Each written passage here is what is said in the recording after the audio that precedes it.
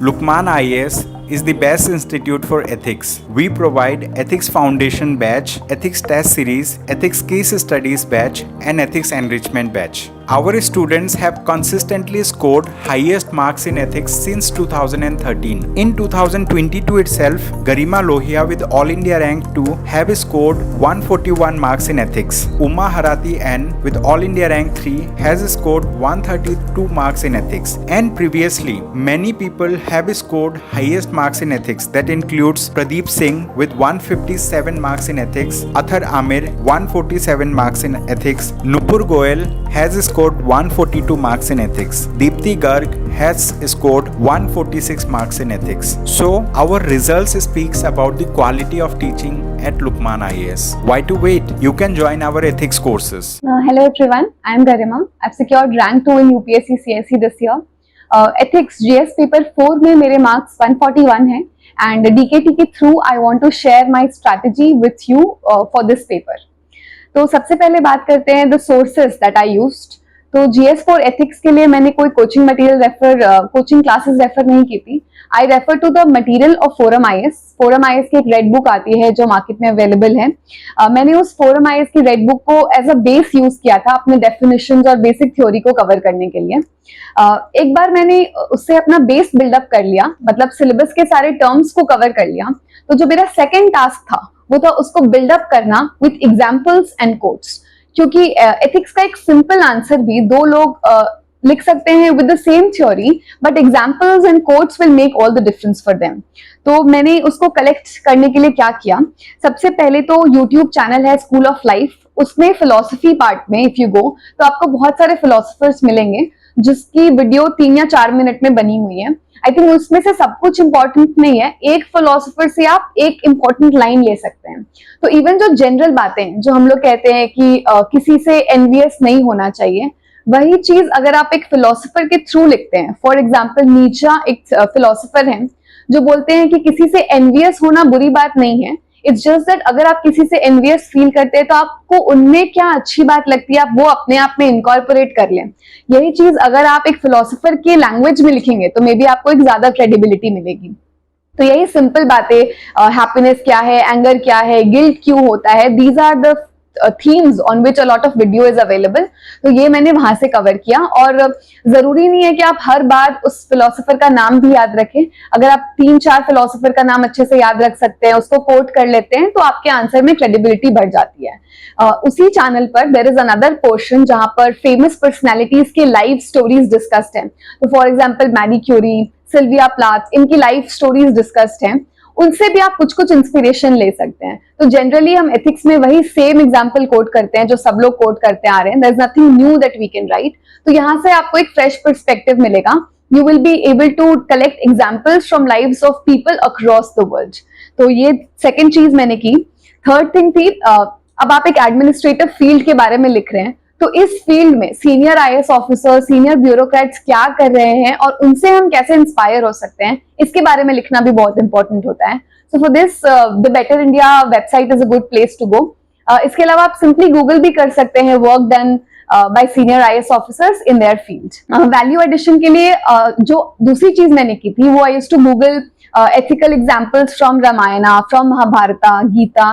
तो इन सब से मुझे कुछ कोट्स भी मिल गए, वो संस्कृत श्लोक्स जितना भी मुझे याद रह पाया, एंड कुछ बेसिक लाइफ इंस्टेंसेस भी मिल गए, जैसे रामायण से मिल गया, महाभारत से काफी कुछ मिल गया. तो ये भी आप कोट्स कर सकते हैं. और जब भी आप किसी भी आंसर को लिख रहे हैं थ्योरी को, तो आप वहां पर जो बेसिक थ्योरीज आप लिखते हैं, जैसे कि कांट की डिओन्टोलॉजी लिखते हैं या फिर यूटिलिटेरियन लिखते हैं, उसके साथ साथ आप इन सबको भी कोट कर सकते हैं. साथ में वन वेरी इंपॉर्टेंट थिंग इस कॉन्स्टिट्यूशन को कोट कर देना. तो फंडामेंटल ड्यूटी और DPSP वो समथिंग जो मैंने बहुत लिबरली यूज किया है अक्रॉस माई GS पेपर्स. तो I think it hardly takes 1 day कि आप सारा फंडामेंटल ड्यूटी याद कर लें और कहीं ना कहीं आप उसको कोट कर सकते हैं. इसके अलावा हम बात करते हैं केस स्टडीज की. तो मैंने केस स्टडी को कैसे प्रिपेयर किया. स्टडी का preparation will talk about in 2 phase. उस दिन कैसे केस स्टडीज को अटेम्प्ट करना है एंड पहला केस स्टडी को प्रिपेयर कैसे करना है. तो सबसे पहले व्हाट वाज माय सोर्स, मैंने बहुत सारे केस स्टडीज पढ़े.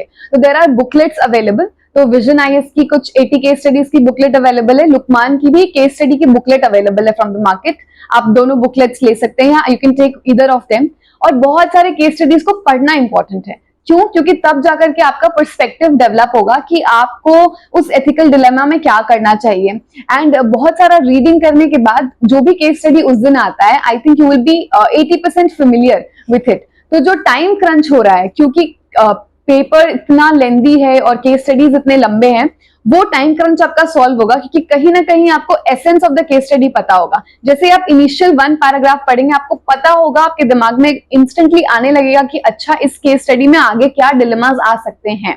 GS4 केस स्टडी में ये सारे बुकलेट से केस स्टडीज पढ़ने के बाद मैंने एक लिस्ट ऑफ वैल्यूज बना लिया था जो उसमें जो वर्ड्स उसमें यूज होते थे। तो जनरली हम बहुत कॉमन वर्ड्स यूज करते हैं, जैसे कि जस्टिस वर्सेस कंपैशन, पर उन केस स्टडीज में you will get better words. वही सेम चीज आपको अलग अलग सिनोनिम्स में मिल जाएंगे। तो इसका इंपॉर्टेंस क्या है कि लास्ट ईयर का अगर आप केस स्टडी पेपर पढ़ेंगे तो आपको समझ में आएगा most of the case study में जो अंडरलाइन वैल्यू था वो अप्रोक्सीमेटली सेम था।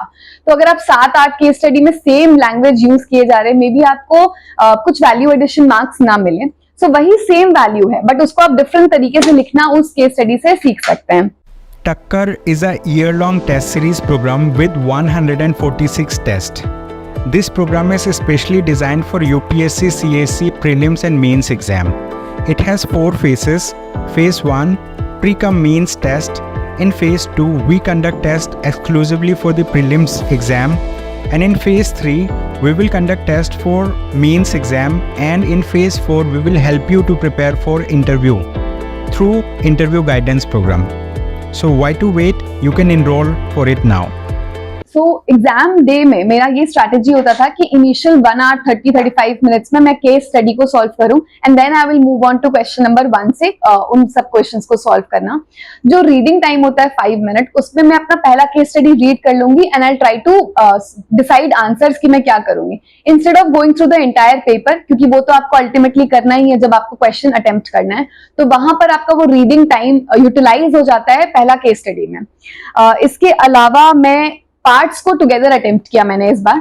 फॉर एग्जाम्पल, अगर पार्ट ए में पूछा गया है कि आप इस केस स्टडी से जो अंडरलाइन वैल्यूज है उससे आप 3 ऑप्शंस बनाएं, उस ऑप्शंस को प्रोज एंड कॉन्स के टर्म में एनालाइज करें, एंड थर्ड फाइनली आपसे पूछा गया कि आप एक ऑप्शन चूज करें। तो इसको I would attempt that answer of part A, B and C करके, और फिर मैं उसको एक साथ एक ऑल टुगेदर एक पेज पर अटेम्प्ट कर दूंगी। तो उससे मेरा रेपिटेशन ऑफ वर्ड्स कम होता था, टाइम भी सेव होता था, एंड और मुझे लगता था effectively I am able to communicate my answer to the examiner. ये मैंने इस बार की पेपर में ट्राई किया था। इसके अलावा स्टेक होल्डर डायग्राम जो हम जनरली एथिक्स में बनाते हैं वो हर क्वेश्चन में ना बनाकर मे बी 1 और 2 प्लेसेस पर आप बनाएं, otherwise it becomes very repetitive.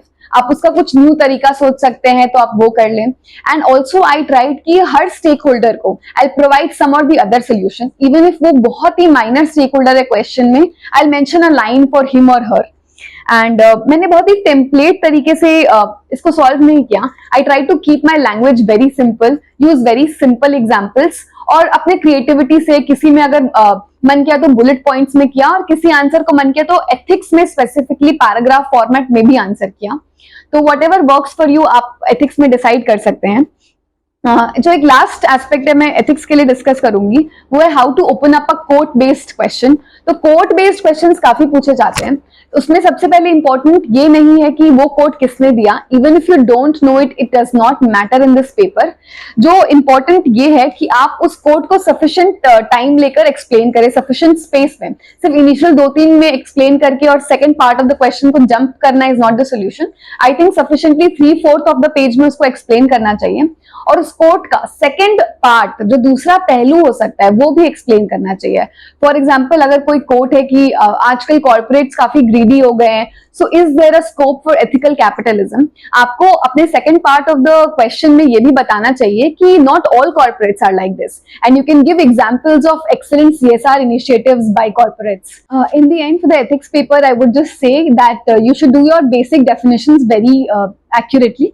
Her word के लिए, जैसे टॉलरेंस, कंपैशन, आपके लिए अच्छे एग्जाम्पल्स होने चाहिए, कोट्स होने चाहिए, और जो भी एथिक्स में एक भी पार्ट ऑफ द सिलेबस है आप उसको इग्नोर नहीं करें। केस स्टडीज के लिए more and more case studies को रीड करना इंपॉर्टेंट हो जाता है, और एक सेट ऑफ वैल्यूज आपके दिमाग में रेडी होना चाहिए। अगर आप कमिटी रिकमेंडेशंस एक्सेट्रा इंक्लूड कर सके then it is better. Also, I would like to say that I have a Telegram channel and the link is in the description box. I have uploaded my test copies there. You can download it from there and I hope you get help from it. मैंने अपने civil service preparation में DKT channel को follow किया था. मुझे commerce optional की strategies DKT के through regularly मिलती थी, तो I used to follow a lot of strategies from that. Even general studies की स्ट्रैटेजी मिलती थी. जो भी हर साल के टॉपर्स होते थे उनकी स्ट्रैटेजी आई थिंक एक बहुत ही क्रिस्प और जेन्युइन फॉर्म में डीकेटी पर अवेलेबल हो जाती थी. सो आई थिंक इस डेमोक्रेटाइजेशन ऑफ कंटेंट के फील्ड में DKT is doing a great job and I am thankful to DKT for this.